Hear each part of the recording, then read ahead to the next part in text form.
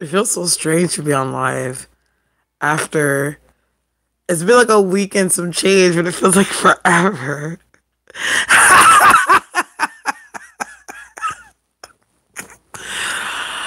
Oh my gosh.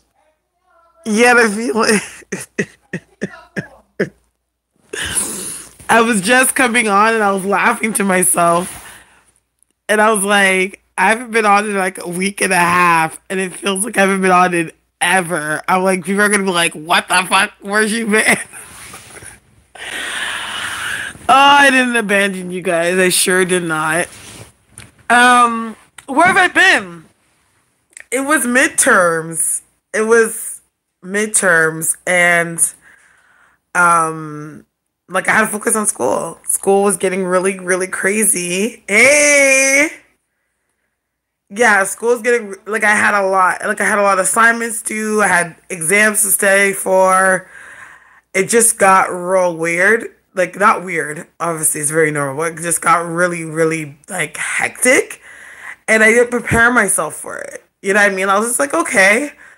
And then before I knew it, I just turned around. I'm like, yo, like after midterms, I was legit drained. Like I was so drained. And I haven't been to school in so long, so I guess like I kind of didn't anticipate or even remember what that felt like. And I was like, "Oh my gosh, like that took a lot out of me." And then like how midterms is, like we are at the brink of where the semester starts to get hard. So even though I get this whole week off, I still can't lay my reins down.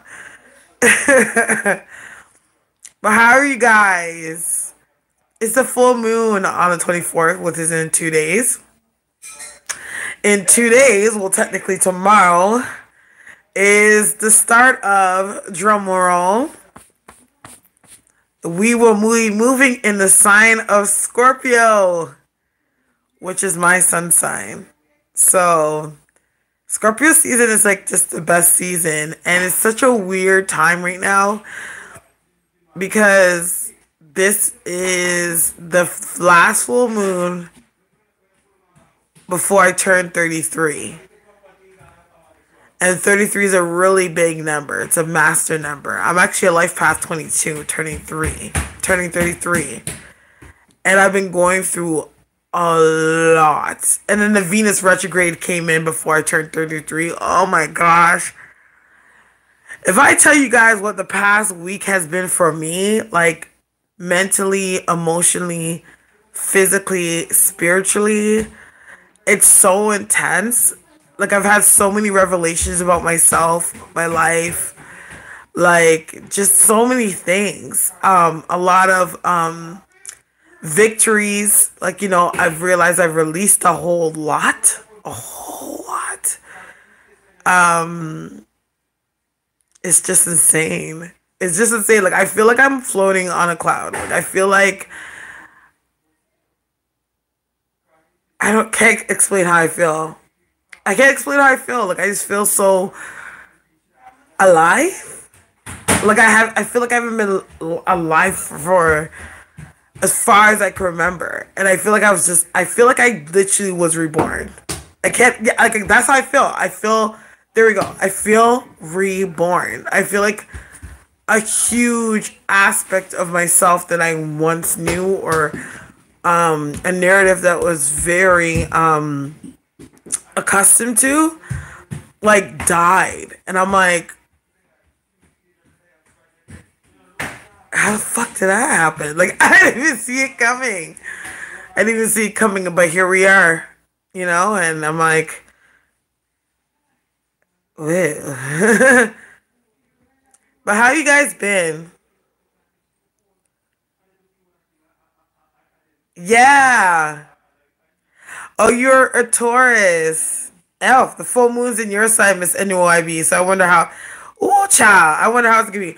Though the Venus retrograde like pulled me around like I was its bitch. Like every part of my life, everything, I got hit, and mostly retrogrades. I don't like. I don't get.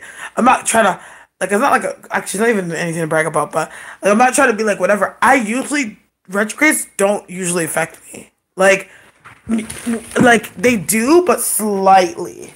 This retrograde, like every single essence of what it had to do with, got my ass. It was to the point where I was just like, whoa, like what is life? Like the planets just beat the living crap out of me over the past few weeks. And I've been drinking a lot of mullein and linden, which is really good, by the way. Really good for mental health, and mental everything. Linden is the ish. So try it out. Just get some linden and mullein. Drink that. It's really good for colds. But I tell you why, spiritually, I was directed to take it. And the meaning for me to take it was much more profound than the homeopathic properties that came with it. And it was so crazy. That I think that, like, literally how much God... Hey, what's this here? What is this, rum? What's this, Dad? Sherry? What's this, Mom? Sherry sweet. Yuck. No, thank you. I don't want any of that. I don't like things that are super sweet like that. That's just not my steez. Give me the Scotch Brown thing. What are you doing eating that? No, Baba. It's been crazy. But enough about me. Yeah, I know. Hi, yes, Mom? What the heck, Mom? What?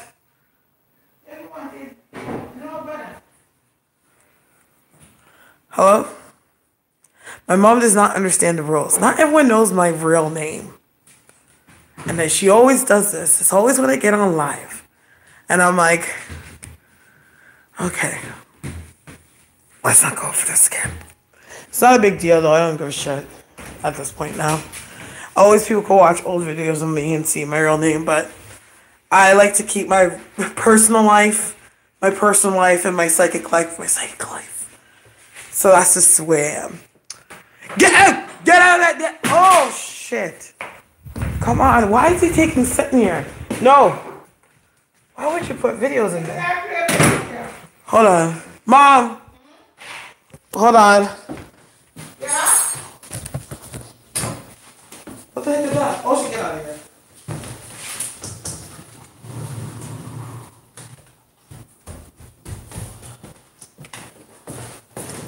Cool. So why don't we talk about something else? Bangkok is lovely. In fact, I'm looking forward to taking it all in. But it can get a little steamy, you know. Hot and steamy. Have you ever gone down the Yellow River? Hello? Yeah, welcome to Air, but I did not enjoy it. Okay, so let me just get this here.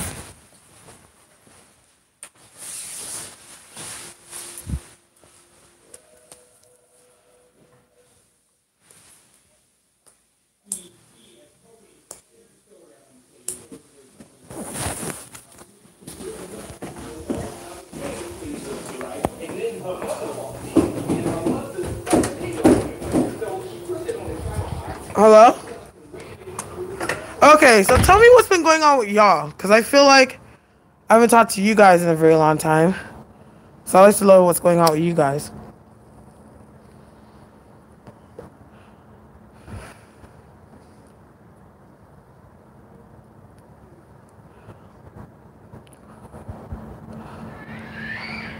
Okay.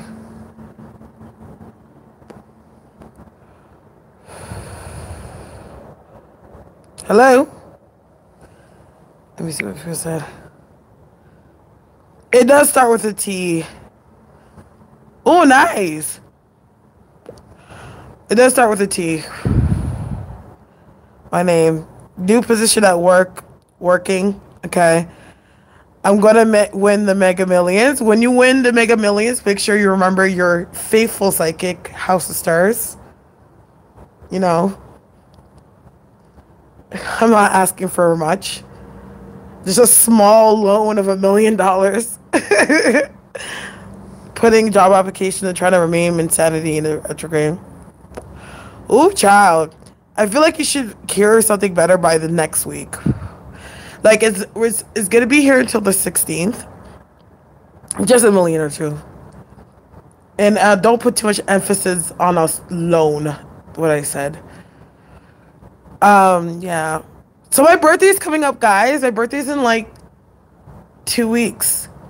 2 weeks. Yeah, in 2 weeks. 2 weeks, I'll be 33. And I haven't planned anything at all.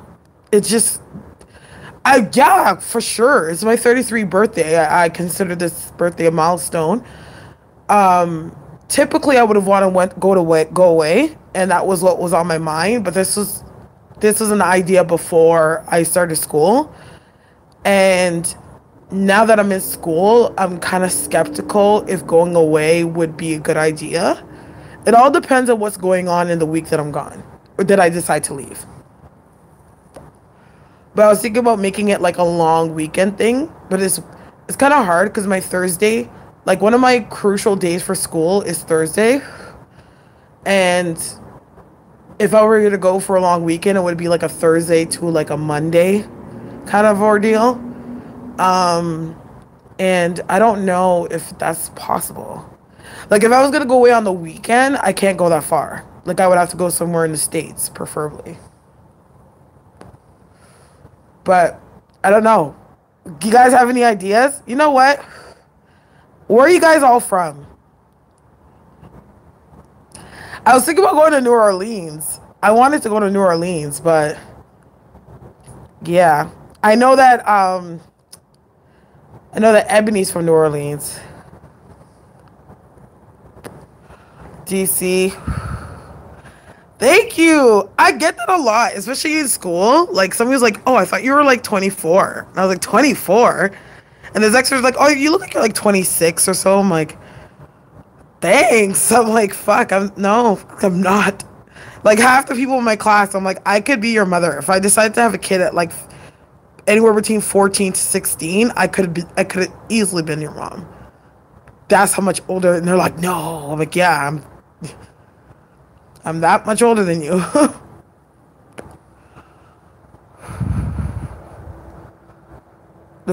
It's cold.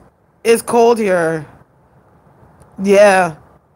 It's cold here too. Like it's literally it wasn't that bad today, but 2 days ago it was really cold. Right now it's cold. But it's still not as bad as it can be at this time of year. I know people always think I'm younger. No, it's just that Madeline. No. But I'm actually, now that I have a child, I am working on preserving my look, preserving my youth, both skin-wise and physically. Because, like, I'm not gonna lie, after having a kid, you start to see your body change, and you're like, damn, I ain't what I used to be. Seems like we skipped fall, and yeah, it just felt like as soon as fall came, like there was no remnants of summer anymore. It was just like fall, you know. And I'm used to like the past few years, it was still warm because I remember last year I went to Jamaica around this time. I think around this time I was just coming back, and it was warm outside. It was very warm. Like, I mean, like, t-shirt weather warm.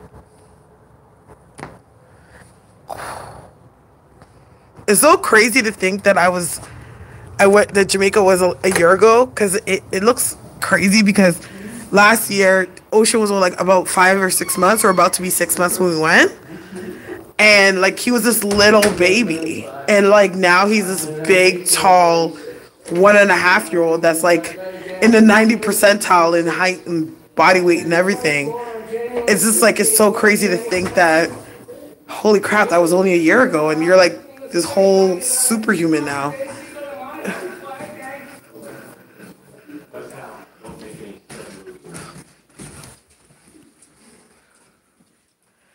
Hi, Tamika. I am good. Well, we're pretty kind over here. We talk about all types of stuff. We kind of go a little bit all over the place, but still productive conversation regardless of what. My face looks really dry. Is that makeup on? School is okay. It was kind of rough the first half. And not because of the content of the work, but like a lot of classes I couldn't go to because I didn't have daycare for my son because my son was on a waiting list. So our waiting list just got approved. So starting this week, he starts daycare. And then going into school next week, we go to school together, so he has daycare. But it was kind of rough. Like it was just like, I wish that like I started my semester much more stronger than I did. Because on some tests I didn't do so great. Like I did okay, like I passed, but I could have done better if I was there. Thank you. Oh no, it's not my birthday today. My birthday's on the 6th of November. But this is the last full moon before I turn 33. So like cuz 33 is a massive number. It's like a very profound time in one's life. So it's like I literally feel like I'm shedding all these layers of stuff, and I'm going into like a new year of being an age, and like I'm already being prepared for it, and I've never felt that in my life. Like I was saying, I'm like I can't. Like I was sitting here like I can't remember the last time I actually felt like this, and I'm like, you know what? I can't even say that this is the last time I felt like this. I've like never felt like this at all. Where like I just have so much burdens being released from me. Like I just feel completely unburdened. Cause I gotta be honest, like the last 12 years of my life was very trying. Like, there was a lot of great things that happened during that time, but there was a lot of like ups and downs. You ready? I need to put something on my face. My face looks so dry. Scorpio season starts like today because today's after 12, so it's technically the 23rd. So we're in Scorpio season now. Yes. So my dad's birthday is next week Monday, and then my birthday is next week Tuesday. The week following Tuesday. So my birthday's in 2 weeks. So it's insane to think that holy crap, my birthday's already in 2 weeks. Oh wow, it's a long tribulation era. Hey Ade, full of like traumas, full of like revelations, changes, just so much stuff.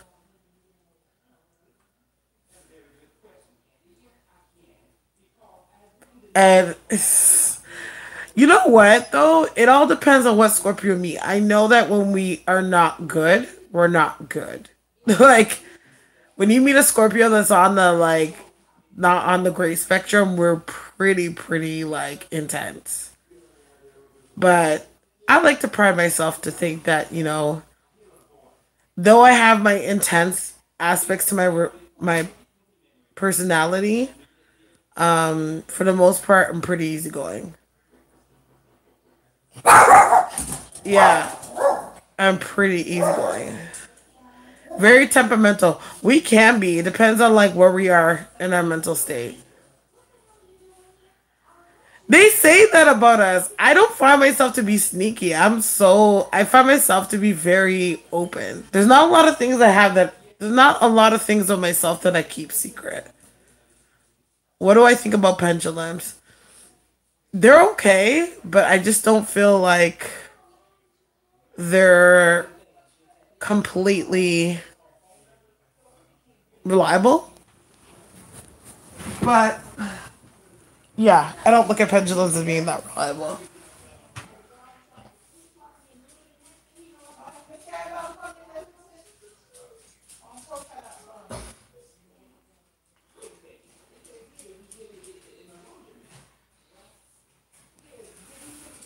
Yeah, Scorpio men can be very sneaky. Like, think about a man and then put that in perspective.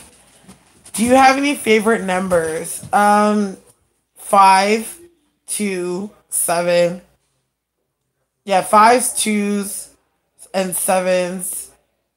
I think that's pretty much. Oh, fours. I like fours.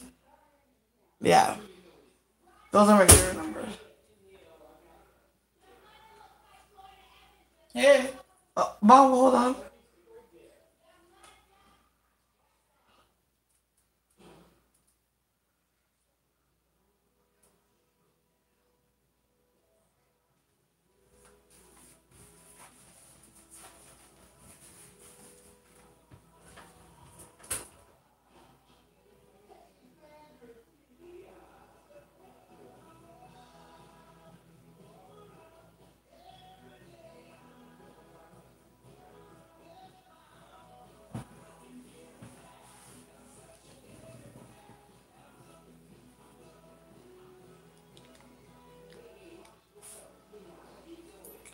Look, there's dog hair all over me.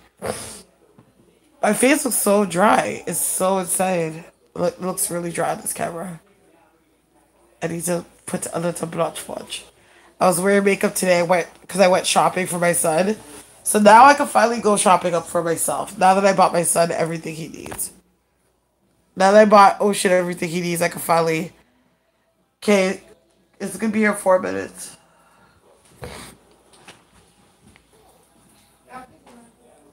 Yeah.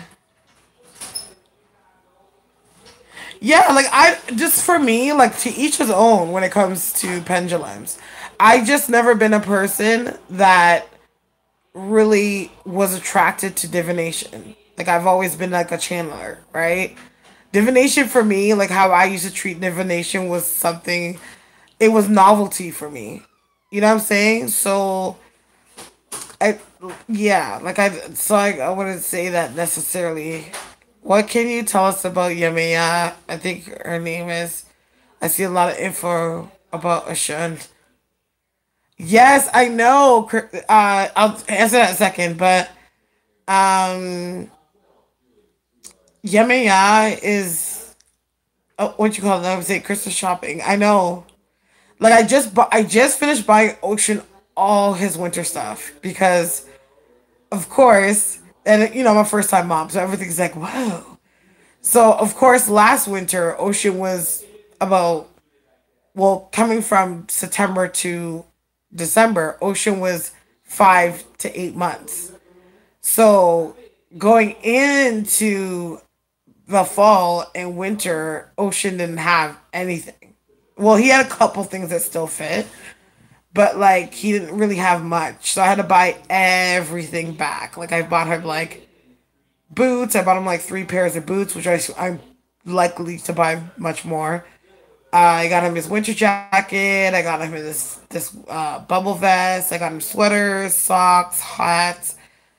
His father is back now, so actually today I made his father take me out to buy everything. Literally, like all his winter clothes, I didn't even have. I for some reason I was blessed. I didn't have to buy anything because like my father gave me money to buy him clothes, and I was just like, okay. So, and I was like, okay, I'll just buy the rest. So I bought like a ton of stuff because you know kids' clothes is really cheap, and there's always sales. So I bought him a ton of stuff, and then I was like, okay, I need to get more, like another batch of stuff. And then today I was like, you know what? I'm gonna ask his dad to buy it for him because I'm always buying things and paying for everything, and like he doesn't really help me with a whole lot.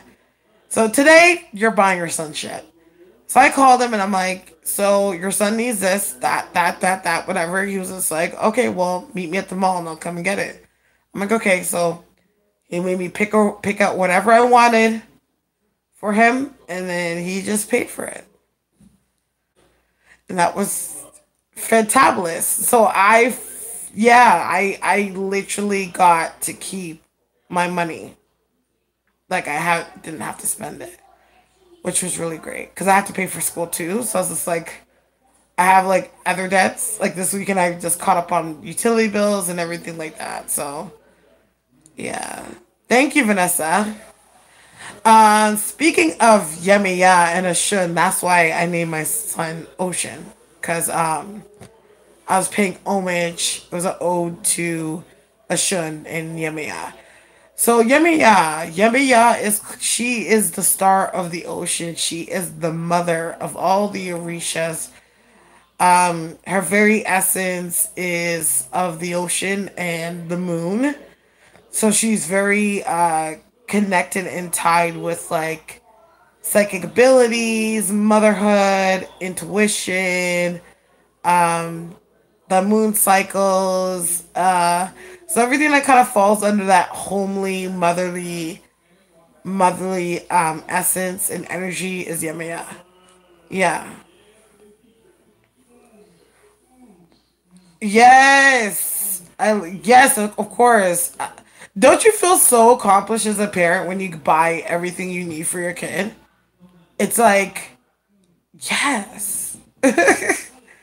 Like I have everything I have for him, so now I can buy my stuff. Because for me, it's like I don't care if I go to school with like a bum. I don't care if I have no jacket. I can make it work. But when it comes to Ocean, I cannot compromise. So now that I got everything he needs, I'm like, okay, now it's my turn to buy whatever I need. Is baby Ocean more comfortable around him? He was a little bit more today, but he still acts the same way. Like I noticed that Ocean is very quiet around him. And that's because it's like I know Ocean knows him. I think that's kind of like an instinctive connection that a child has with their parent. So he knows him, but he's not connected with him. Like, cause like legit, like he doesn't really know him. Like the whole year and a half of his life, like his dad hasn't made a huge effort outside of the fact that he left for 10 months, to like make it a priority to really bond with him. So like Ocean doesn't really know him. And it was so weird. Like even though he was there and like I know this is the man I made a child with, there's such a disconnect between us. And it's such an odd thing because it's just like, wow, like me and my son's father knew each other for 8 years before we had a son, you know, and but there's just such a disconnect. It's just a shift that you see, and you're just like, wow, that's crazy. Yeah.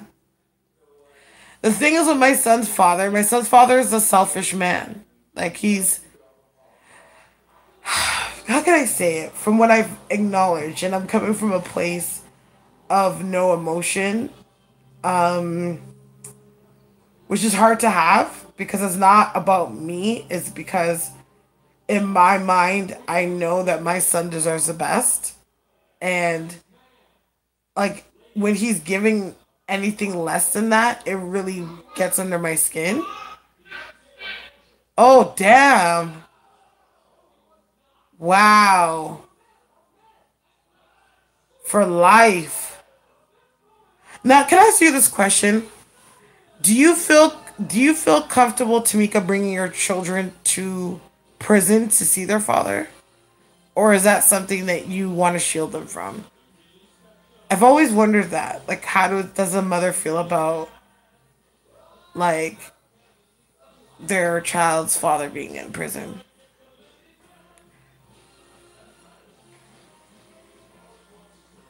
I just think about it, stuff.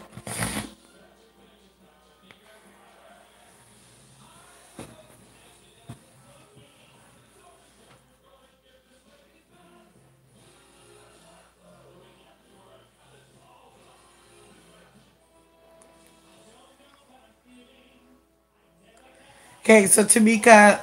Okay, I was waiting for Tamika to answer, but. Oh no, I never let them see him. Yeah.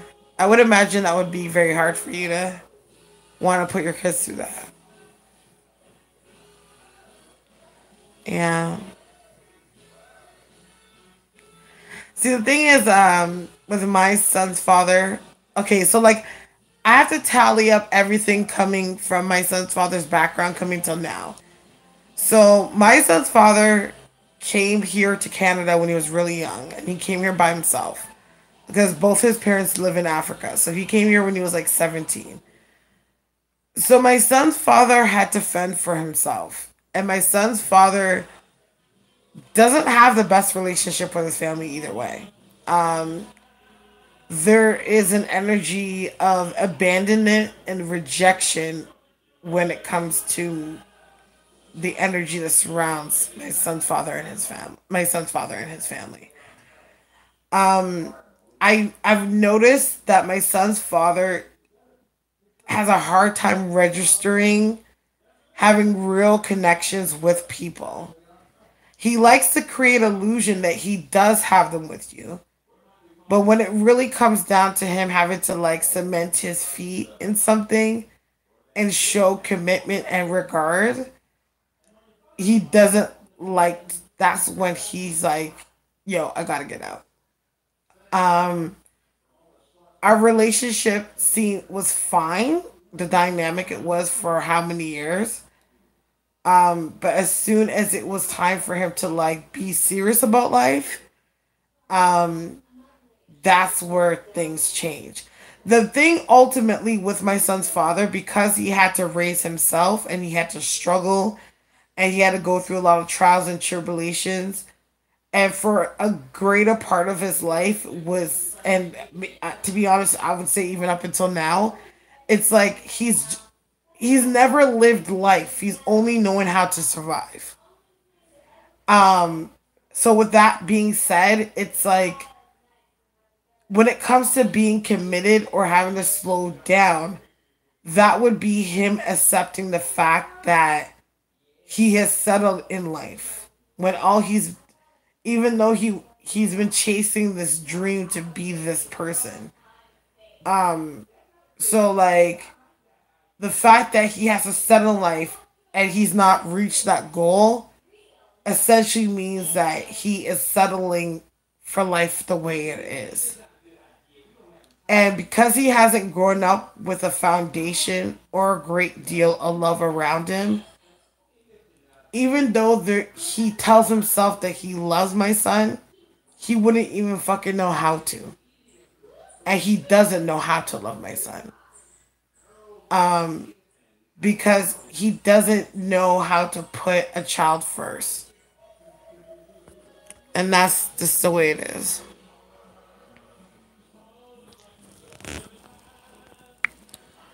Don't have my kids, my two, whatever man I meet in the future. He must be my husband's third family.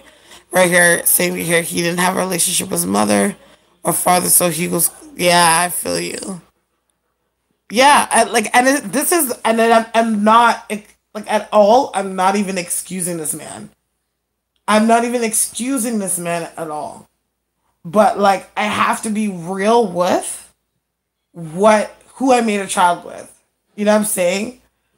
And I noticed that my whole entire life, and this is a lot of stuff that I've gone through this week with myself, in my own internal self and what I've been going through, I attract men that don't have love in their life. And this is why I've never could find a man that truly has loved me, because I'm a healer. So I'm always trying to heal broken people.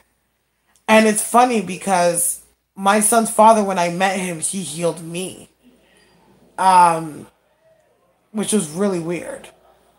It was a weird relation, yeah, it was just crazy. And I just know that he doesn't have the capacity in himself to really love my son because he doesn't know how. Yeah, like he doesn't know how to put my son first. Like he would talking to me about stuff, and it's like he doesn't even realize like the fucked upness. Like for example, and I find it weird that I'm really even like putting my business out here, but at the same time, like I'm okay with being vulnerable in this moment, regardless of where this information lays. Do I love my son's father? I don't there was a once upon a time that when we were in a relationship, I was in love with him, but for years, I was not in love with him. I just loved him. I I was paying respect to a debt that I thought I needed to pay. So that's why I think I stuck around for as long as I did. Um, so I wouldn't say guilted, like it was like he guilted me, but I felt like I owed the relationship something because of what it gave me and the time that it was prominent in my life. And that lasted for so long. Like it literally shocked me how long I allowed myself to stay in that. You know what I mean? Yeah. So like exactly. And it's a big deal. Especially coming from a person like me that has a very strong family background. Like I grew up in a two-parent home. I had loving parents. Like my household and my home life was not toxic. You know what I mean? Like I didn't deal with my dad hitting my mom or my mom hitting my dad or it wasn't like that at all. Like I grew up I actually had a really good family life. Like if there's anything in the world that I had that was like the best thing in the world that you could not put money on was my family life. But I think in turn with that, like my mother was like a nurturer. She was a healer. My mom was one of those moms. My mom has raised like at least 4 or 5 of her friends' kids at one point in their lives. Like that's the mom I had. Where like there was 4 to 5 kids in our life at some point that we created this blended family around this kid that my mom took care of. And I think that I've kind of always kept that with me and I adapted with that and I always felt like I had to like help people or nurse people from their brokenness. But no matter what you do when you help, there has to be a return. Cuz that's just how energy flows. Like like when there's a plant, you can put a seed into the ground, but it can't bear fruit unless you water it. You know what I mean? It's the same thing when it comes to loving. It's like you can love somebody with everything in you, but it's like there comes a point where you're going to look for that person to refill you. And if you cannot be refilled, that's when things start to, it's like your spirit starts to go in overdrive. And that's where you go into resentment. That's where you go through those feelings of rejection. That's where you go into those feelings of insecurity. That's where you go into those feelings of, trauma. Because it's like you're not being replenished for what you're putting out. And a lot of my relationships had that. And when I look back at all of them, like I was nurturing somebody that was broken, expecting the same in return. Not like, oh, you owe me, but like expecting that I would get what I wanted in return. And I was literally loving broken people that could not give me shit. And I made a child with one. And now there's this beautiful child in the world. And though he has a father, which is my dad, he has a father figure for him and a double mother figure around him, which is my mom and myself. He will grow up and be like, so what happened with my dad? You know? Yeah. Exactly. I'm sorry, Tika. Yeah, it's the thing. It's the constant thing that we go through, especially Black single mothers. Like we go. This is real life shit. And there comes a point where you have to like, even though my son's at an age, he's a year and a half, like he's at a very impressionable age that like he has no idea of any of the shit that's going on. Like he does because my son's very intuitive, but he will not remember this moment when he gets to like my age or gets to like a formative age where he's starting to like learn and understand himself. Like, he's not gonna remember that his dad wasn't there. Like, I mean, he's not gonna remember the things I had to go through with his dad. Meaning, but like, I always told myself that when he does get older, I will tell him the truth. The best way I remember it, because at the same time, when it comes to life, like, you only remember things how but there is YouTube, you know what I mean? And, I could keep log of this and show him, like, okay, this is where I was when you were like a year old. This is if YouTube's around by the time he's, of age to make sense of what I'm or understand things. But, I could be like, well, this is what it is. My son is 9 and he never asked yet about his dad yet, but his last name is different. I told him we have to change it. Okay. I said I never tell a man I'm looking for a man. That's why I never tell a man what I'm looking for in a man, exactly. Yeah. Exactly. And it's funny because, like, before I would, okay, I was thinking about this just a couple of days ago, and I was just thinking about it.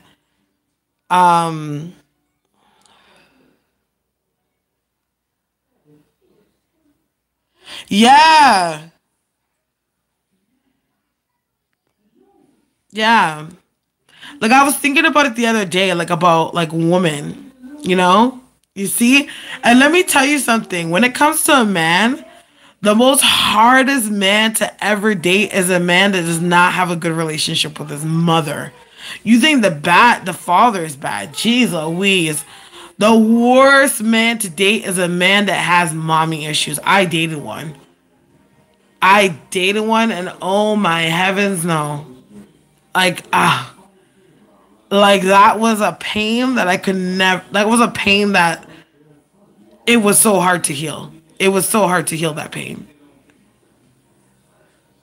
Yes. Oh my gosh, this guy broke my spirit like nothing else.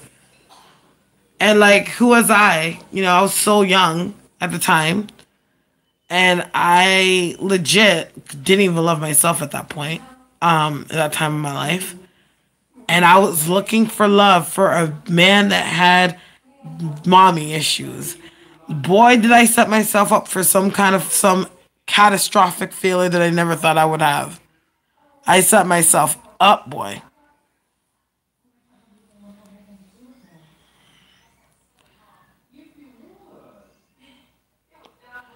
And that was, but, like, through that pain and that hard situation, let me tell you, did I ever learn how to love myself after that? See, you're a Cancer, I'm a Scorpio. We're water signs. We're very emotional. So we love very hard. And that's how it is with me. Like, I love like nothing else. Like,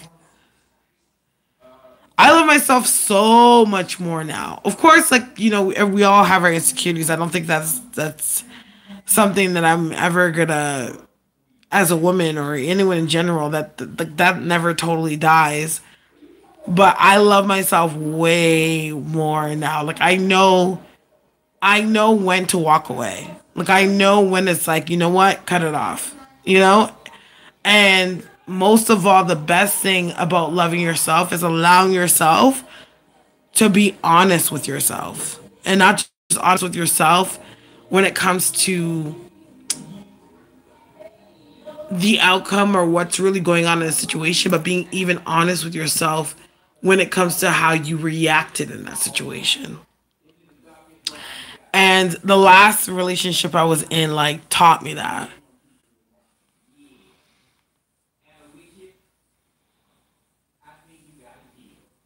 Exactly. That's what I go through too.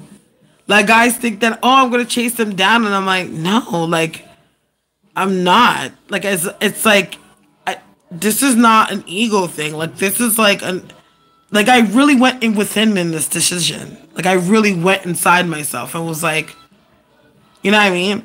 And I think that's why I'm manageably over what I've gone through with my son's father. Like, I don't forget what I've gone through with him, but at the same time, I've accepted what I've gone through with him. I created an image for a man that wasn't real. You know what I'm saying? And it was unfortunate because when I look back at everything, it was right in front of me. And I knew, because I would even say it sometimes. But, like, you don't understand the reality of a situation until it really happens. And you're like, fuck, you were actually right all along. Now you're just getting a chance to see how that truth looks like. You know?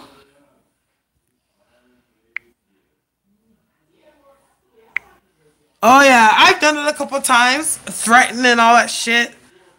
You can't catch me doing that shit now. You crazy? No one's worth that much. Like, this is how I look at it now. It's like, why am I fighting for something that I'm fighting for alone? That makes no sense. Like, it's like that person ain't even fighting for you. Like, they don't even care. Like, they care enough to keep you around for whatever way, but they don't really care about the relationship. They're not worried about how you feel. They're just worried about keeping it. You know what I'm saying? Like, there's a huge difference and people don't realize that. Like, it's not about you. They care about how you feel. It's like, how many times can I try to do, like, how many times can I get away with what I did? And how many times can I fight to get her back and get her where I want her to be? But there's no concern about how I feel, about how I'm hurting, about, like, just anything. There's no, like, strong internal, you know?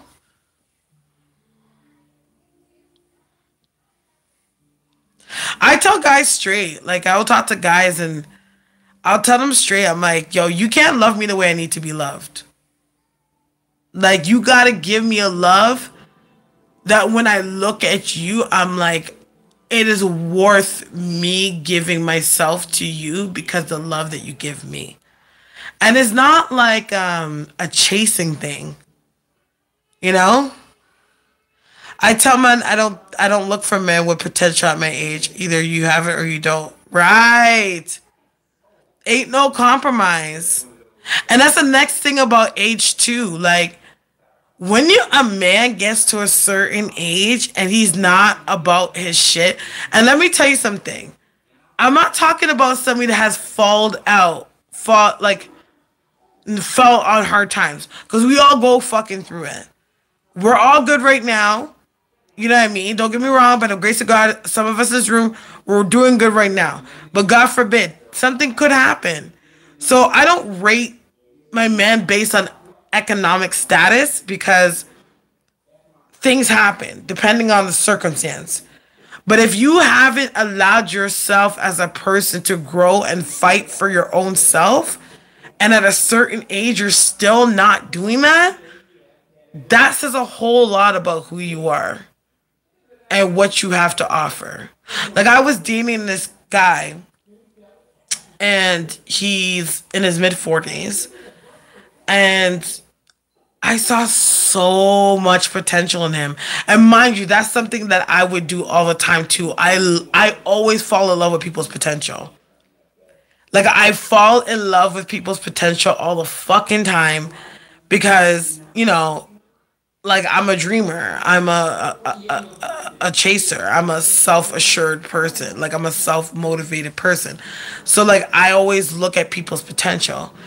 And I could see the potential in this guy. And I was just like, yo, you have a lot of potential. Like, you don't see it, but if you tried, you could. And I would just look at him and, like, all aspects of his life, like, he just didn't have it together. Not even for his own self. And it was like, it wasn't like it was one of those things that you just kind of fell on a stroke of bad luck. It was like, I can literally pinpoint your personality and how you deal with things manifests in so many different areas of your life. And you can't even see that this is the problem. And I really liked him. I really fucking liked him. I don't know why I liked him. And I had to tell myself, like, yo, even though I like you, you're not who I need you to be to walk with me. And I'm not saying this in like, I'm better than you, but like, I'm already on the road. Like, you're sitting in the grass down the valley. So it's just like, if two can't agree, how can we walk together? And it was a hard decision, and I just had to let it go. Like, if I were to turn the hands of time, like, I probably, when I look back at it, I'm like, exactly, they'll look at you as competition. When I look back at it, I'm like, we probably would have probably been better off being friends. Like, I think that if we started off as friends, we probably would have been really good friends. But as a romantic interest, you know, no. And you maybe, to be honest, maybe you don't even see that in me. But for me to believe the illusion of it, yeah, I'm okay. I'm good on that. Like,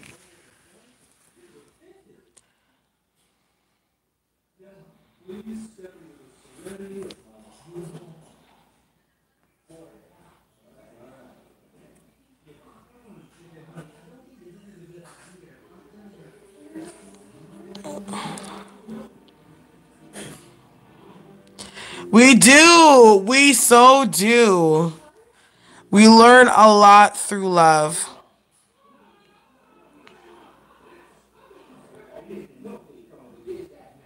We learn a lot through love. Shit, like, I don't think I've ever really been in love. I know how to love because, like, I'm a loving person and that's just my background. But romantically, I'll be the first to tell you, I don't think I really know how to love. I don't think I've ever really been in love. And I don't think I really know what real love is. I just know what I don't want. And what I have an idea, but I haven't experienced it. There we go. I know what it is, but I haven't experienced it.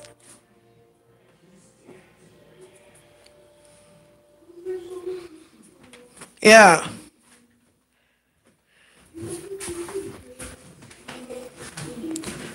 Like, I haven't I think the only person, oh my god, look at that. Sorry, it's shea butter. I think the only person I loved, and again, I loved one person, but I feel like looking back on it, I feel like I fell in love with an idea.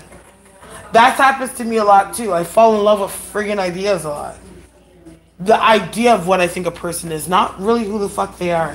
So I'm kind of confused. I'm still trying to figure this whole love thing out.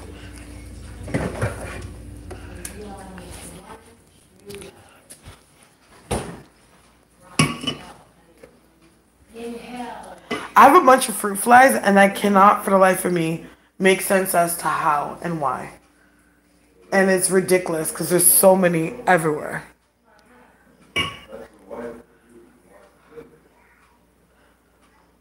Yeah!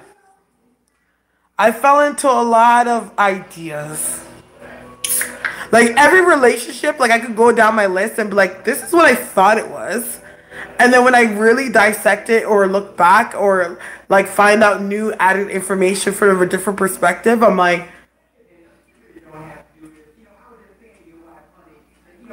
so I went years believing something that wasn't true. Like, wow. Okay.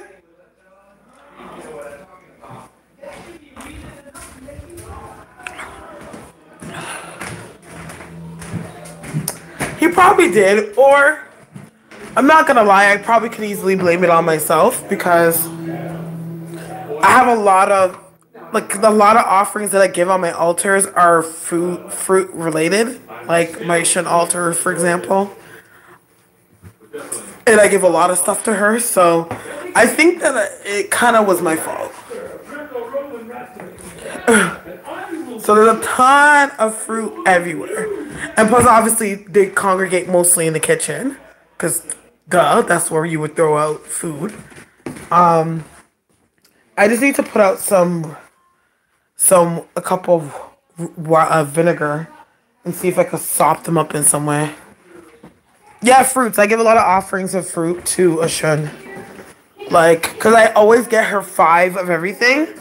So whenever I give her an offering, especially a big one, like on her day, for example, I would give like 5 different fruits. So it'd be like a pineapple, and then oranges, and then some like grapes, and then there will be some like some kind of melon of some sort, and then honey. So like it gets crazy and it gets intense in here.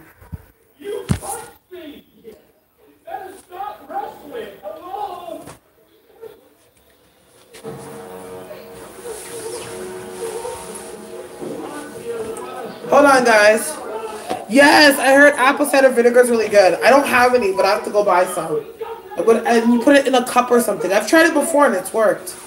So I'm gonna get like apple cider vinegar and put them in a cup and get rid of these buggers.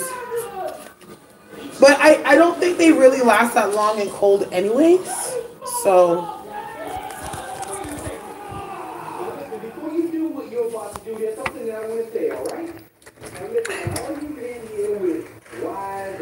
that women are bashing them.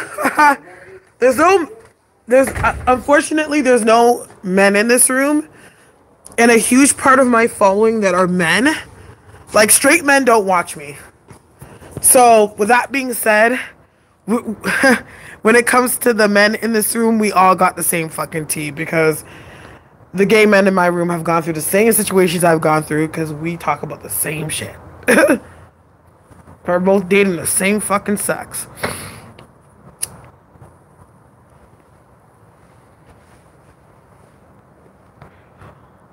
Yeah. Even like when it comes to spirituality, like it doesn't really attract a huge following of straight men. Like psychic abilities and intuition has to do with the divine feminine energy. So a lot of men that are in the psychic industry or are interested in the psychic arts are usually gay men. Or men that are in touch men that are in touch with their feminine side in some way or in some aspect. Yeah. Like all the psychics I know that are in the psychic industry that I've been friends with or have met over the years, we're all gay men. I probably met one straight guy in all the years that I've been in this industry. Oh my gosh, look at the moon. Let me show y'all. Oh, no, here, look at the moon. It's like shining so bright. Look at the rays coming off that moon, man. It's like, it looks full, but it's not really full yet. It's gonna be full in like 2 days. That's actually a really nice picture that the angle I had it on.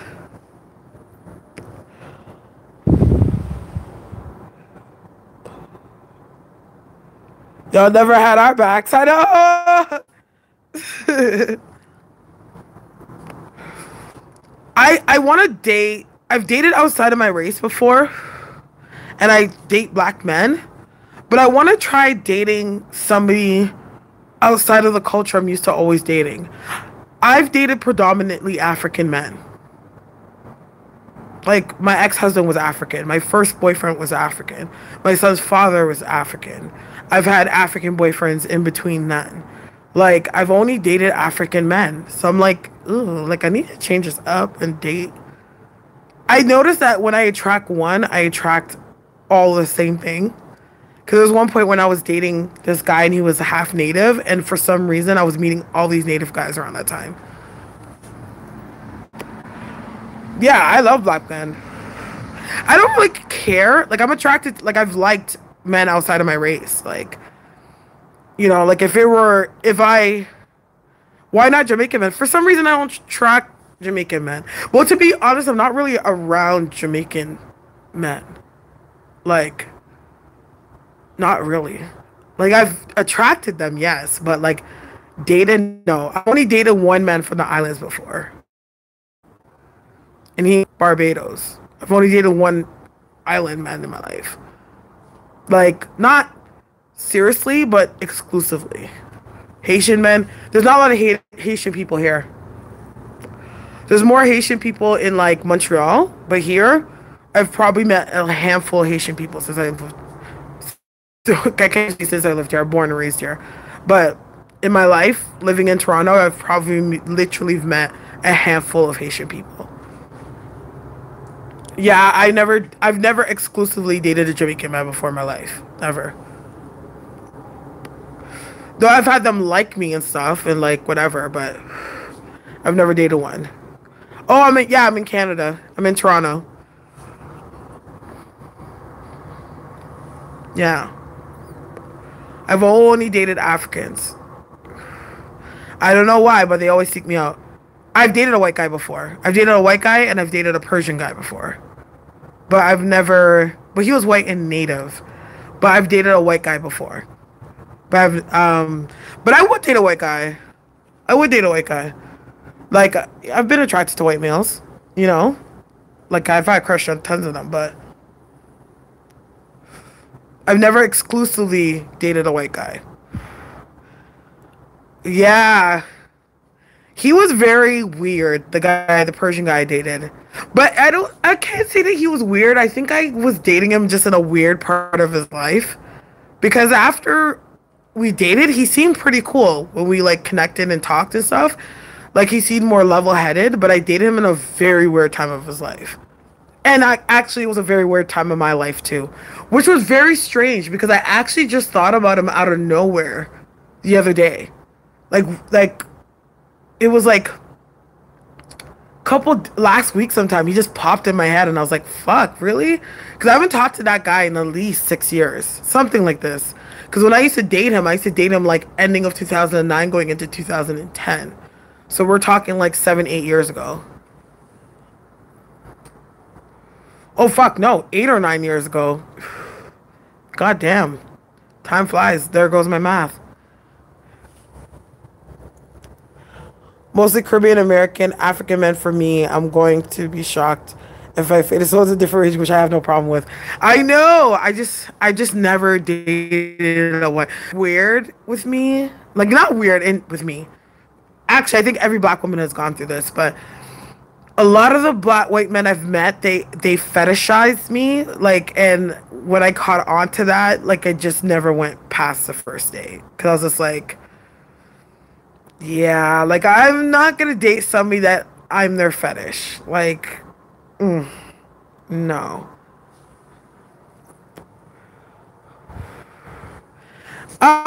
They're not, okay, so Persian men, like, they come from, because, like, Iran is an Islamic republic.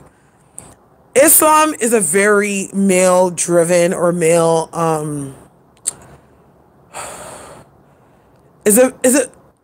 their ways are somewhat misogynistic, and when I say somewhat, I'm just being safe, just so that I don't sound so biased. But they're somewhat misogynistic. And they don't really perceive women as their equal. Yes, there we go. So a lot of times when they're around women, is like they objectify them. So imagine taking that and how they act in their culture, and then add that to the fact that they're dating a woman outside of their race, specifically a black woman. They have a way of being, they objectify a lot. So, and because of that, like, they don't have much regard or understanding of the female feelings. And that's what I find that, yeah, that was my experience with my guy. Like, it was literally, it got to a point looking weird. And it was just like, ooh, yeah, we can't do this. They have they have a black woman fetish. And I don't like that. Because, like, when I like a person, I'm not fetishizing them. It's not like, ooh, I'm dating this white guy. It's like, okay, so I'm dating Jim. Like, you know what I mean? Like, because like if you see my friends or the friends I've had over the years, they've come from all walks of life. I have black friends, Chinese friends, Indian friends. You know what I mean? So like white friends. You know, like I have all different kinds of friends. Like Toronto's very multicultural. You know what I mean? So like especially where I grew up. Like where I grew up in a suburb north of where I live, and it's called Markham. And there was a very small community of black people there, not a lot. So coming from that background, we were used to growing up with majority of the people being outside of our race and friends being outside of race. So and being exposed to different cultures. So like I have a very eclectic understanding of different cultures. So like it kind of erased that perception of me generalizing people based on, you know what I mean? So yeah. I don't like being a sexual object either. And don't get me wrong, like there was a time in my life, I'm a Scorpio, and there was a time in my life where I honored my sexual urges. Like I was very clearly in a relationship or whatever with a man for the sexual how can I say, the sexual availability it had. But at the same time, like there's a certain standard and respect that you have when dealing with somebody. Like I can't just not care about how you treat me because we're just having sex. Like I need to feel like, okay, I'm comfortable with this. I don't walk away feeling like I was literally violated. Yeah. Well, the white guy that I dated, his child, like he doesn't exclusively date black women, but his child that he had was with a black woman. So, and his family, half of his family was black or mixed or whatever, because he came from East Coast Canada where there was a huge, like a lot of runaway slaves came to that part of Canada to escape slavery. So like it's like where he's from is like a melting pot of like different races, like native, black, like no real family you see is just like straight one thing. So like he was very exposed. And like the thing is, when it comes to a white guy, like I don't need to be with a white guy that tries to act black. Like he was a white guy. Like he was very Canadian. You know, like I mean Canadian, like a very Canadian guy, like does like the typical Canadian dude thing, like fishing and fucking beer pong and fucking hunting and all types of shit like that.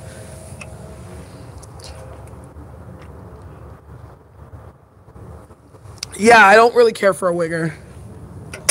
I'm not gonna say I wouldn't date one, but like I don't need to be with a guy that I classify as like hip. Like you can't be so blind to who I am, but say about my culture.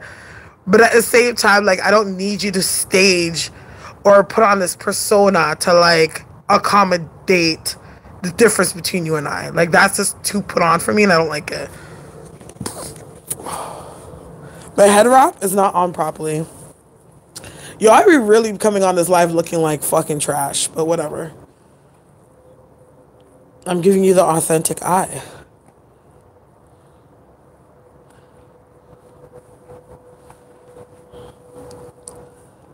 No. You've never dated outside of your race? Yeah, I have. One thing I remember, oh my gosh, and this is TMI. I remember the first time I had sex with that white guy, and it was like, it took me a while, and I felt kind of bad about it, because I was just like, why am I being so immature? But it took me a minute to kind of get over the fact that his penis was pink. Like, I'm like, it's pink. Like, it looks like chicken. Like, I was like looking at it like, what do I do with it? Like, it's pink. Like, what the frig? And I couldn't believe that was coming from me, because like I am so not that person. I'm very open-minded. Yeah, and I'm just like it's pink. Like your skin looks so weird against mine. Like, ooh, I touch you and it's red. Like this is something to like adjust to. Ooh, what do you do with a white penis? Does it work the same like a black penis? Like it wasn't small. He was a good size. It wasn't small. He did not have a small penis, and he really knew what to do with it. It was like it wasn't big and it was not too small. It was a good size. But it was just like, oh, this is pink. I was so like put off from it. Like I was like, oh, and I tried to like play it off because like it was so like whoa, but I tried to like play off the whoa because I didn't want it to be like, oh my god, this girl looks at him, you know? Oh, I would not date him again, no. But it's funny, like he still hits me up till this day. Like my last birthday, he called me and told me happy birthday and everything. Like he still hits me up till this day. And when we were dating, this was like 8 years ago.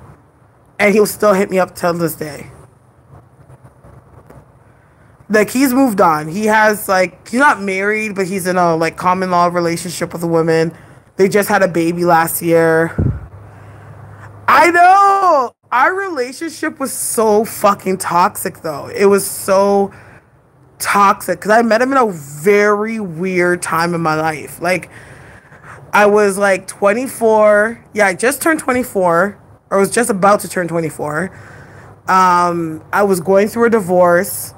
During my divorce, like the official divorce, because I already left.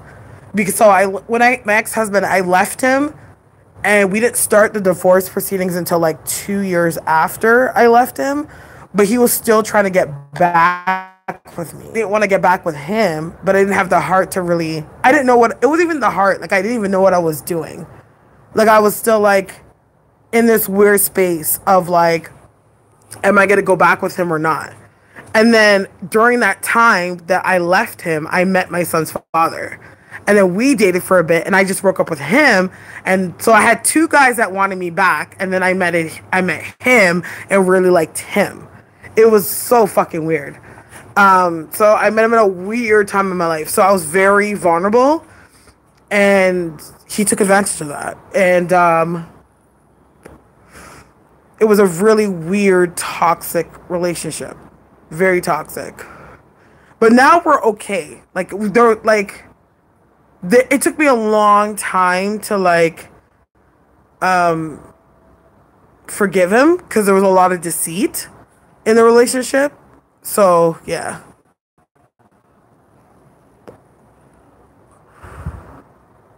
Yeah, it is, Nikki. It's very weird. I would not date him again. No, I would not make that man touch me again.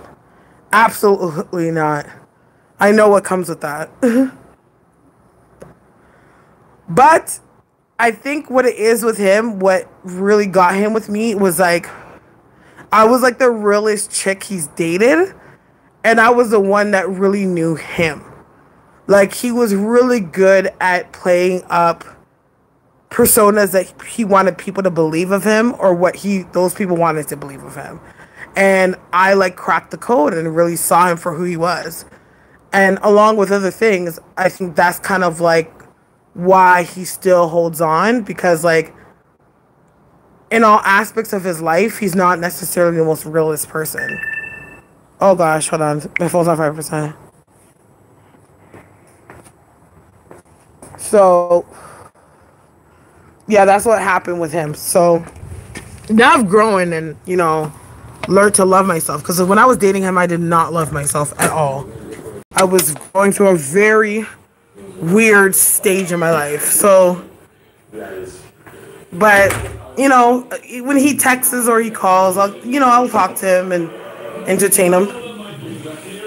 But, oh, you're going? Hold on a second. Let me put this on the charger. Okay, I'm going to go use the washroom, guys. So I'll keep this open, but I'm going to the washroom.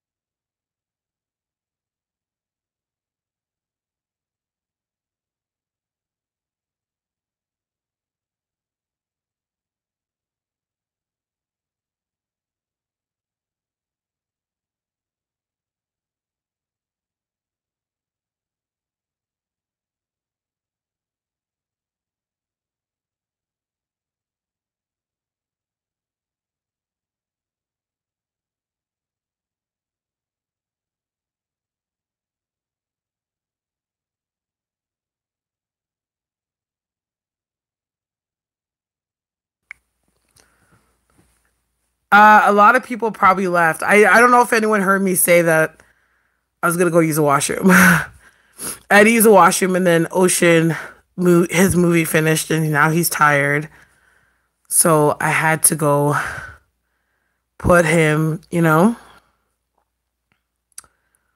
So okay, DC, Toledo, Ohio. Oh, you're from Ohio. I'm drinking a beer. Why is this camera? I've actually been drinking. I haven't been drinking much at all since I had my son.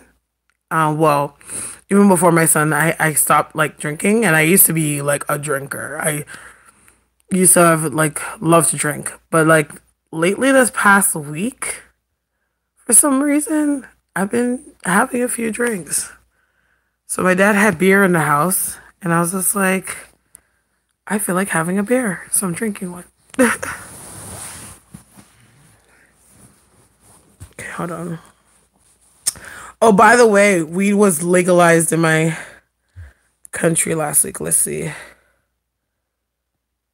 Okay, I have an announcement from school. Why does it keep saying it over and fucking over again? Like, I got you, buddy. Davud.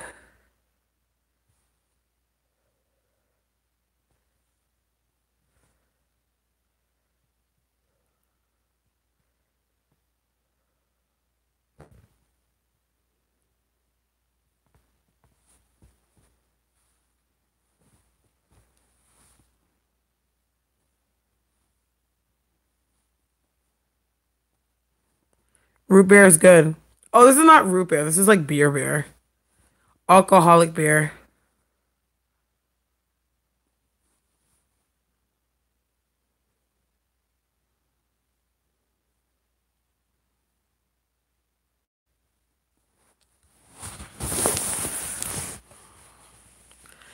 It is an alcoholic beer. A Pepsi with a steak and fries. I can't drink meds. Ah, that's what you're having right now? I'm trying to stay away from the steak and fries. I'm trying to be eating a lot more healthier. It gets you right. My dad loves root beer. I used to love root beer as a kid, but I'm not much of a root beer person now. I like ginger ale. Ginger ale is my drink. If I'm gonna have like soda, I'm gonna have a ginger ale.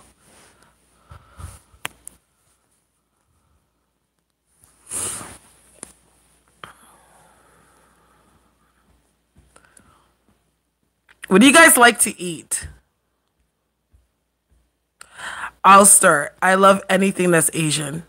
Anything that it could be sushi, it could be fried rice, it could be friggin' Chinese style seafood, Chinese food, anything that's Asian, Indian food, anything that's Asian I like. It's like the right touch to my palate. I'm not much of a fried food kind of eater. Though I was eating fried food for 1 minute there.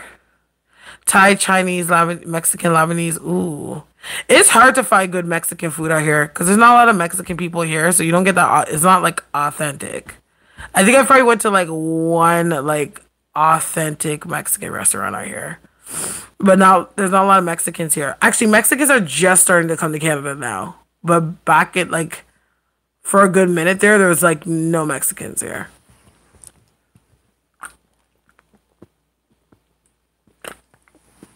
Yeah. A lot of Mexicans, if they leave Mexico, they go to America. They don't really come here. Even Spanish people. We don't have a lot of Spanish people here either. We have like a small community, but majority of the Spanish people that are out here are South American. So like a lot of El Salvadorians. You get like Argentinians, or I guess you call them Argentines. What else is out here? Oh, there's a lot of what's that country's name again? Chile. A lot of people from Chile. Oh, I love Caribbean food too, but I just Like, I grew up on it. You know what I mean? So it's like, it is a fave, but like, I grew up on it. So it's like, I'm used to it. You know? My sister's from Chile. Yeah. A lot of Chileans here. But majority South Americans. You don't really meet. Oh, she's in Santiago. Okay. You don't really meet a lot of like. Was it Central Americans? You know, like you know how like in the States there's a lot of like or Caribbeans. Like there's a lot of Dominicans and Cubans and like we have them here. Like I actually knew like I only know one Dominican family here, and I know her because I grew up with her, and they're from Dominican Republic. But like, yeah, they're not like the American kind, Americanized kind. Like they're like the real Dominican, like hardcore Dominican people. Hold on, I used to blow my nose. I've been drinking Mullen all day, so my nose is just running, boy. I drank so much Mullen. Cause mullein, I don't know if you guys know what mullein is. So mullein is like a herb, and it's really good when you're congested. Like it takes all the like liquids out of your head, but at the same time, mullein has magical properties too.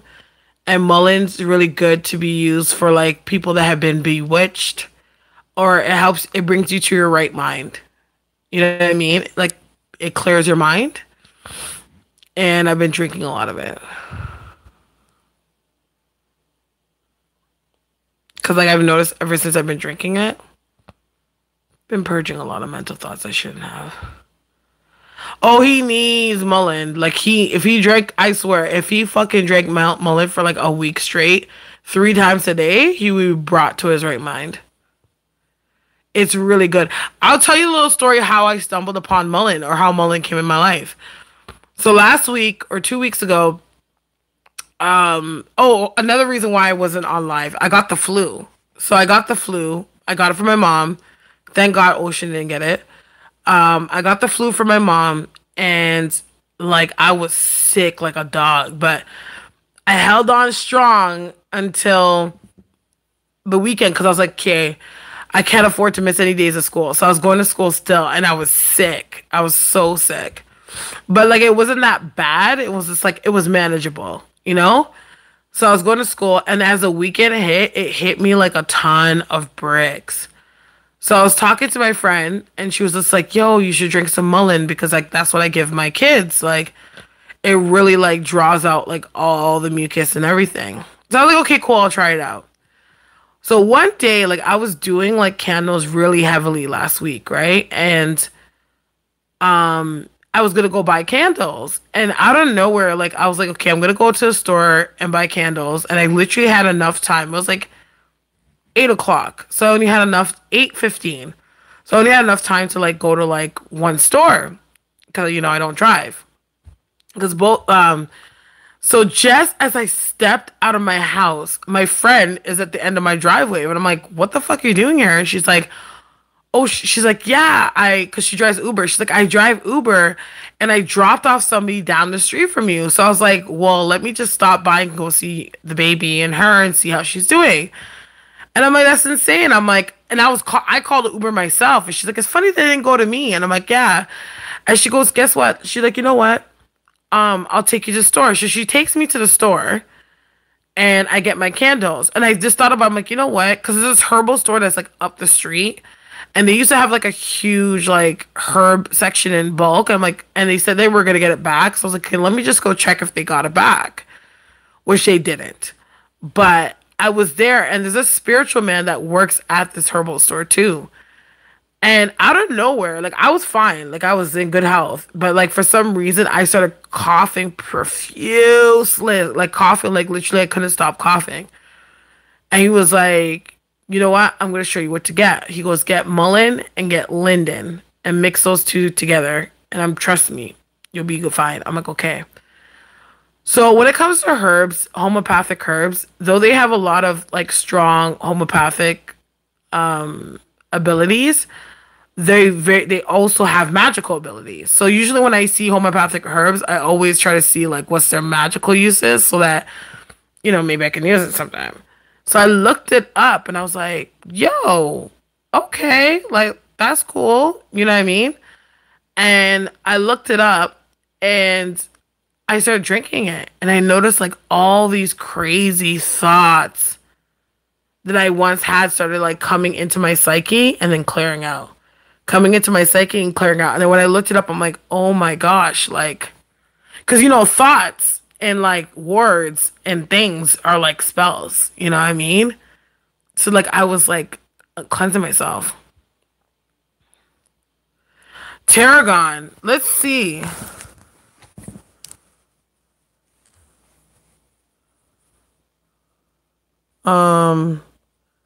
But yeah, try mullet and linden. I'm telling you, anybody that has going through a stressful time or anything, try it. I highly suggest it. It will help you clear out a lot of things and bring you back to your center. And I'm like, I literally feel like I feel so friggin' centered. It's disgusting.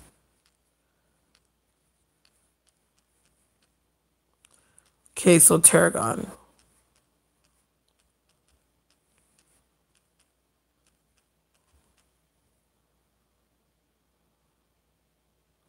I'm not sure because I think chai is a blend of so many different things. Like chai is not like an actual herb on its own. It's like a blend of so many, like bergamot and like cloves and I think something else. I can't remember what's in there. Okay, so magical uses for tarragon. Main magical uses is commanding, confidence, courage, passion, protection, strength using for animals, calming, keeping secrets, love, peace, prevents theft, retention, sensuality, virality, lore, so it can be used for, a man's and it seems to carry many of the Artemis qualities in both her Olympian courage and strength and her Olympian passion and sensuality. So it's good for confidence, compassion, contacting others on planes, grieving, magic, meditation, release, renewal, rituals of the dead, summer rituals, wishing.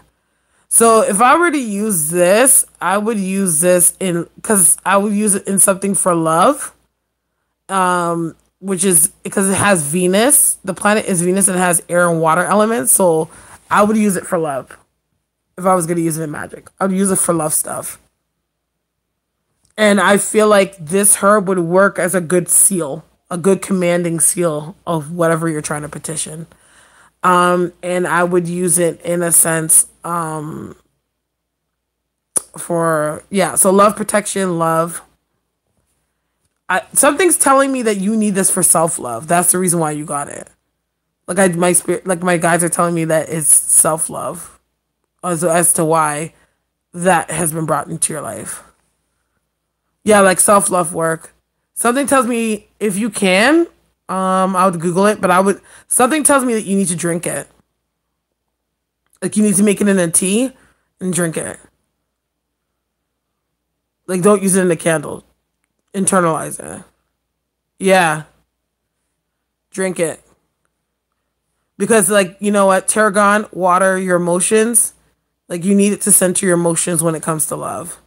Because a lot of the traumas that you have in your life stem from love. Or at least the ones that you carry heavily stem from love.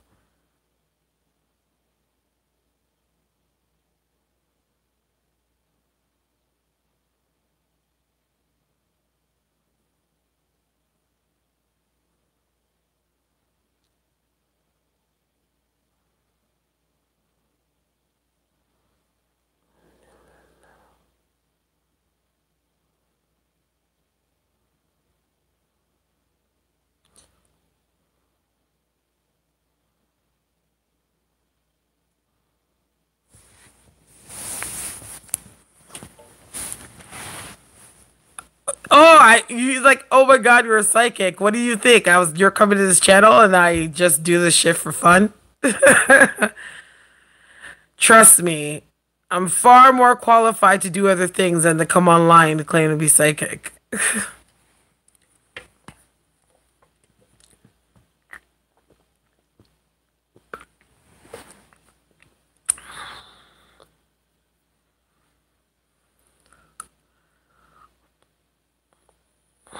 What do you call a person who couldn't see angels?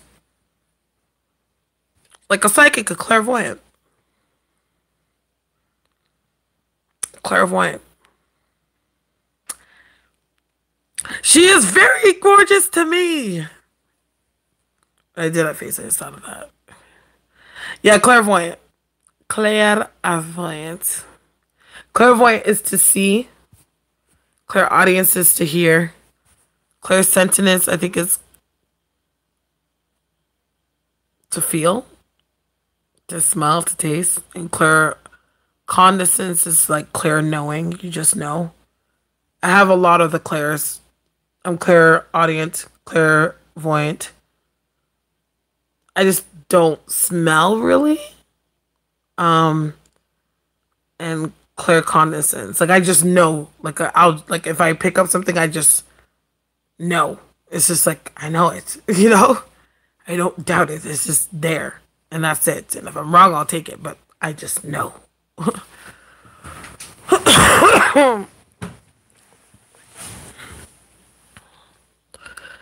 I do. Oh, just go to more. Another person told me that I was clairaudient after you did. I was shooketh. Yes. That bear looks so cool. Let me see. What is the comment? That bear, it looks so cool and so I need one ASAP. Oh, it sure is. It's nice and cold too. But listen, back in the day, this would have already been done. I would have already been on my second or third. Hey, Noirport. But like I can't drink anymore.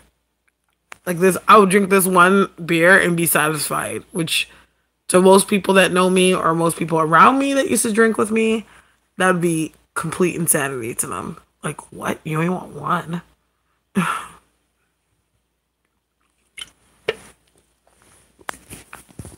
Today is a slow night in the room. I think it's just the algorithm. I think my algorithm went down lower when I was gone for a week. I screwed myself doing that. That's what I hate about YouTube.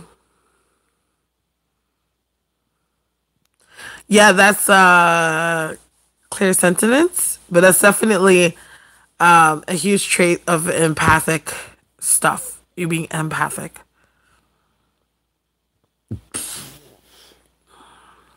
Oh, so I haven't said it.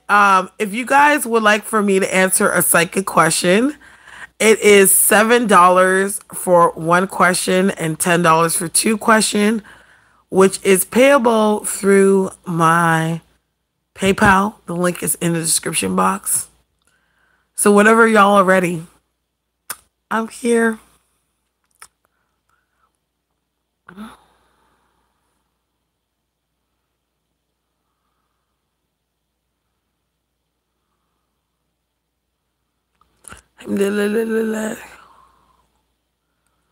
Fix my phone up.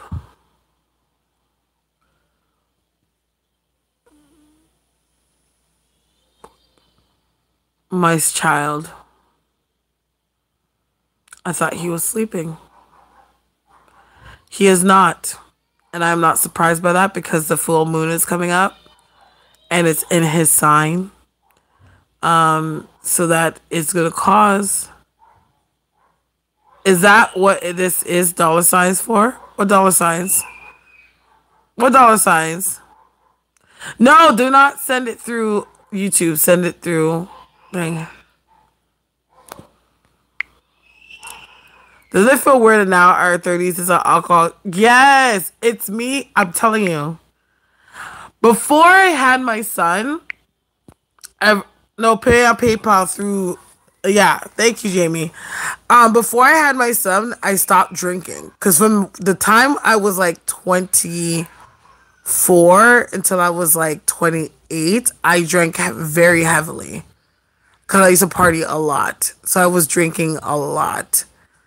And then just one day, it was like around the time I turned like 29, like my body just like shut down on me. Like I just could not drink at all.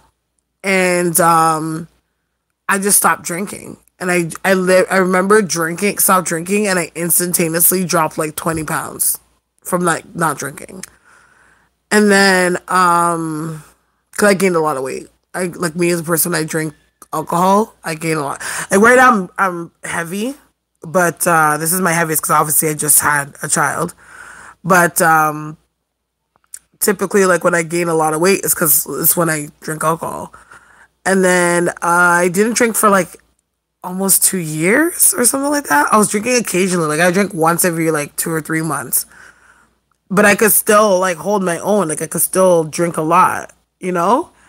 And then I had Ocean, and then I was going through a stressful time because like I stopped breastfeeding Ocean very early because he didn't latch properly. So I was drinking like pretty much like a month after I had Ocean because I was going through a lot with his dad at that time. And then for some reason, alcohol messes with me emotionally very weirdly now. For some reason, like whenever I drink, I get really emotional.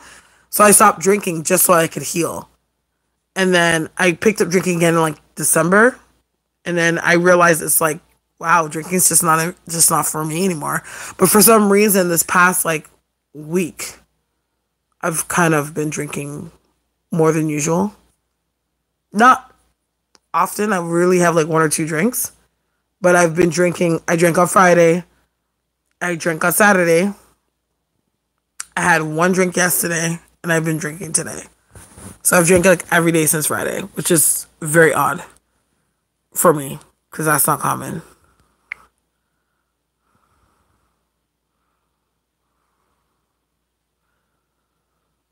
I can't stand the breaking of the taste. Yeah. For me, it's like my throat, it feels like my throat closes. Like after a few drinks, I'm like, my body's just like cut off.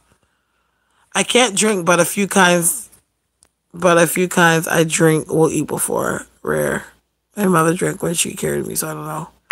Are you serious? I did not drink when I was pregnant. I don't even know how anyone can do that. Like, I didn't drink at all when I was pregnant. Like, even if it was like 1 drink, I was not having it. Like, some people could do that. Like, I have a friend, like, when she gets, like, because she has a few kids, she was like, yo, like, usually my first trimester, I'm okay to drink. Yeah, Tamika, I'm the same way, too. I used to drink a lot. Like, when I say a lot, like, a lot. I had a very high tolerance. Yes, I've been drinking. But like 1, 2 drinks, but still like it's consecutively. Oh wow, Nikki, wow. I don't know how someone could do that. Like wow. You know? Like I'm not saying that on a morale aspect, like even physically. Because as soon as I got pregnant, like I could not, like the taste, the smell was like repulsive to me.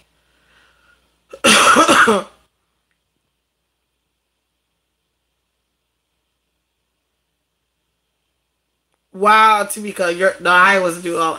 I had to have a chaser. Like I was a person, like I would drink I don't know what you guys call. We call them 26ers here. And the reason why we call it 26ers because they're 26 ounces. But I would drink a 26er to myself. Or can easily drink a 26er to myself. In one night. And not even be that smashed. And then after and if I'm still up, I have to still drinking. Like if I'm up, and I was drinking like that, I still need to keep drinking. Until I go to sleep. Sometimes we used to drink all the way into the morning, and the only reason why we would go to sleep is because the liquor was done. I used to drink a lot. I was quite the drinker. Sometimes I used to have days, because like how Canadian people are, we're kind of people like, we take pride in like starting from the morning till night, and there was times I would drink from the morning till night. Like, wake up in the morning, 8 o'clock, we drinking from 8 o'clock all the way until night.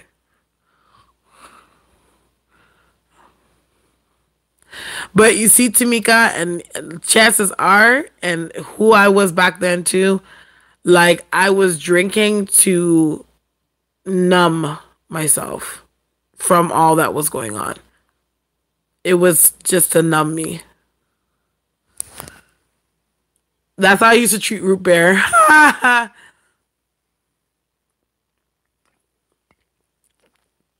Because again, I was going through a lot at that time. And also I was coming into my abilities too. So there was too much going on with me at the time. They say it takes pressure to make diamonds, right?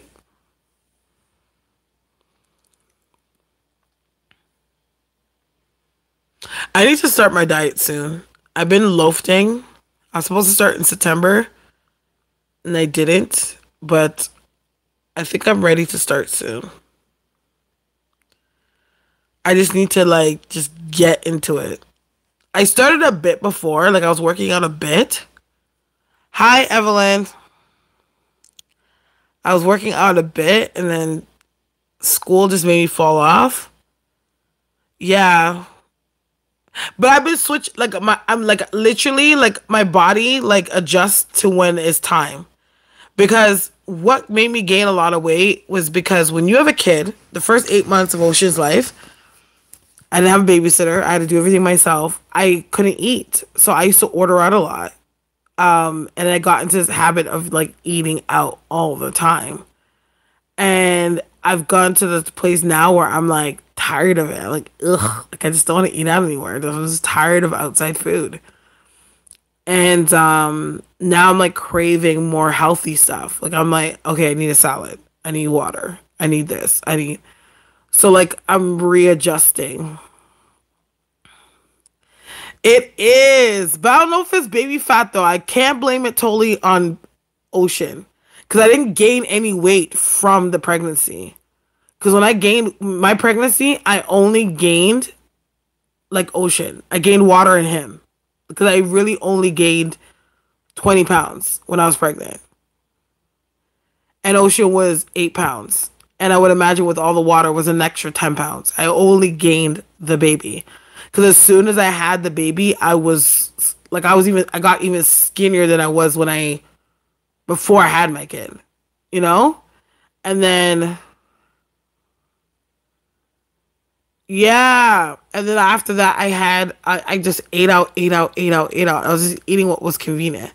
And then one day, I didn't even notice how much weight I was gaining until my mom was like, she looked at me, she's like, you've gained a lot of weight since you moved here. Because it was like from December to like May. And she's like, yeah, you need to slow down. And I was like, what? And then I started to like I dropped some of the weight, you know? That's another thing too. Like after where I would usually walk places, I wouldn't walk there. I would take an Uber.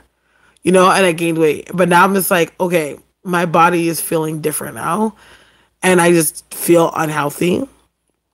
When I started back school, I'm starting to lose weight because like at school, like you have to take a ton of stairs and shit.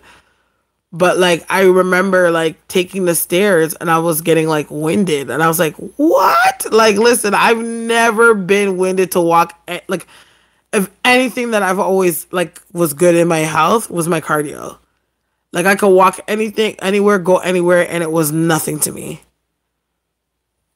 Yeah, I ate out. My gaining weight was eating out. I just ate out. I just ate out everything. There was one point it was breakfast, lunch, dinner. You know what I mean? Or breakfast, lunch. And like there was one point where I was eating McDonald's breakfast for like every day. And the only reason why I would always order it is because they made coffee. Like I can get coffee. And I could have coffee ready made to my house instead of me having to get up and make my own coffee. Because Ocean wouldn't make me because he would be screaming his head off if I went into the kitchen. Oh, that scared me. That was my dog. I was like, what the fuck is that? Who's that?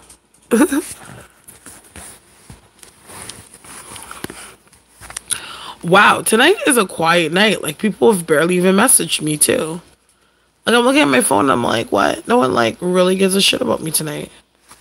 And the night went by so fast. I can't believe it's already 3 o'clock in the morning. Like, where did the night go? Pick a FOMO.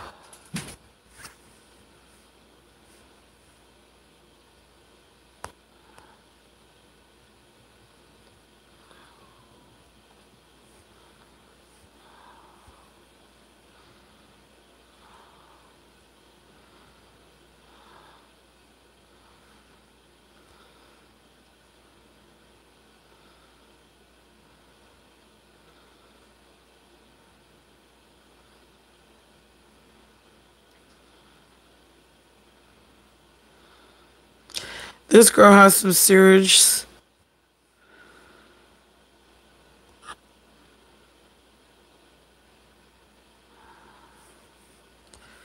Okay, anyone call me? No. Ford.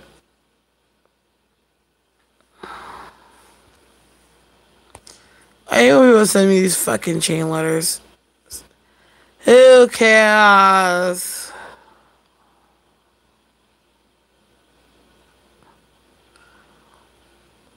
Yes. How old is my son? My son is a year and a half. He'll be a year and a half on Saturday. Saturday, yeah. I have 1.5-year-old, and that's all I got. And I've kind of been like fishing back and forth. Like, I'm like, do I want any more kids, or this is gonna be my only one? I don't know.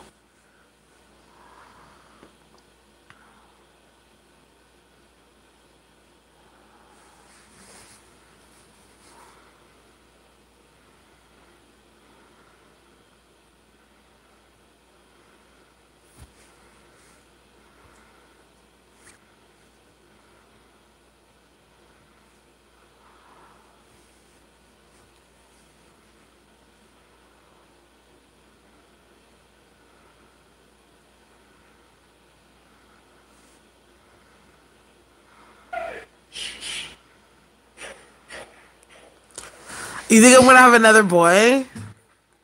Maybe. I don't know. I'm weird now. It's like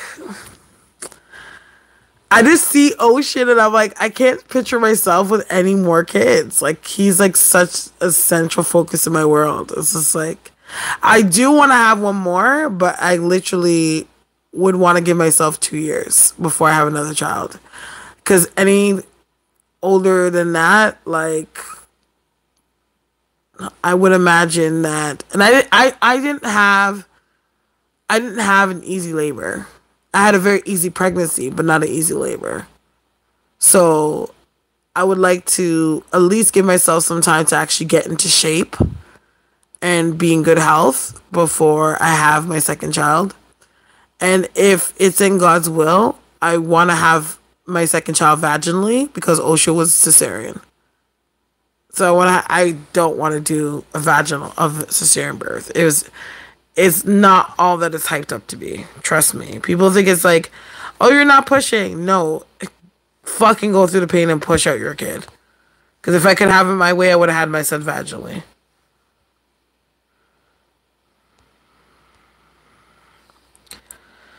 Alhamdulillah.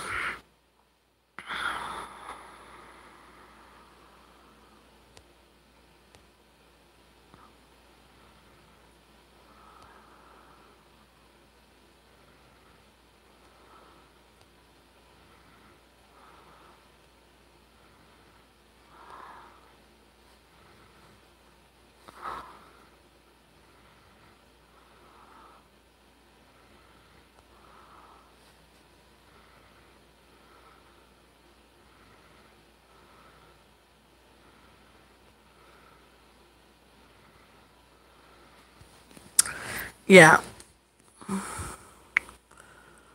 You had 3 C-sections? Oh my God, girl. How the hell did you do that? Girl.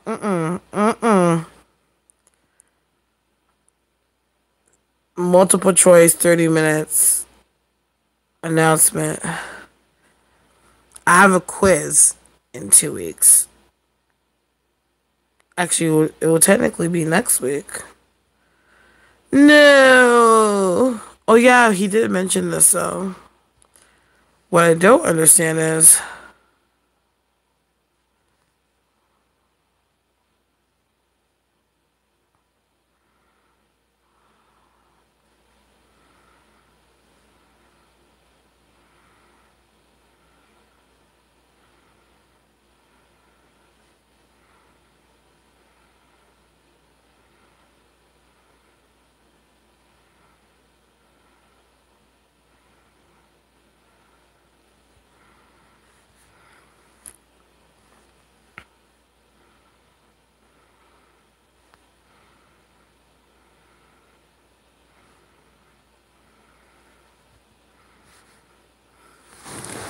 I need to.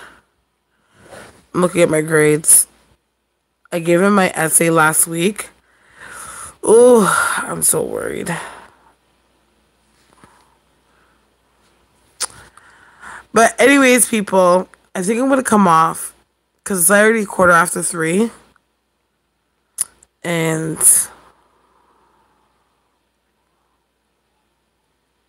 that's what happened to me.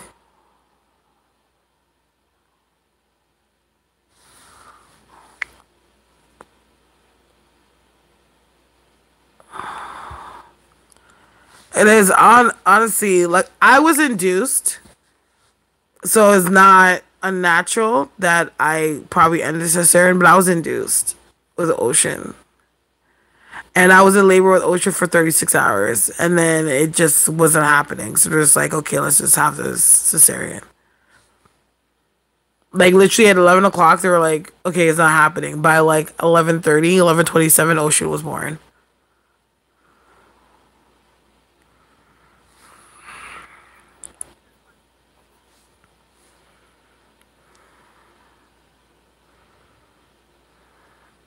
Yeah. I was in labor for like 36, yeah, 36 hours. 36 hours. Yeah, no, because I went in at 3 o'clock on the Wednesday. So that would be 23 o'clock. Yeah, I was in labor for 32 hours. 32 hours.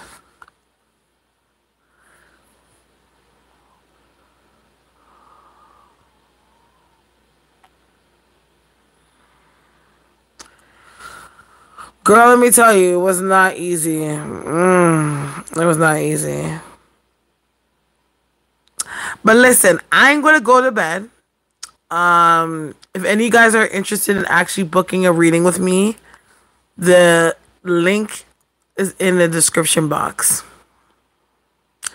And I'm available tomorrow because it's reading week. So my availability is pretty open until Wednesday. So I do want to thank you guys so much for your time and rocking with me. May God bless you and the angels protect you. Good night.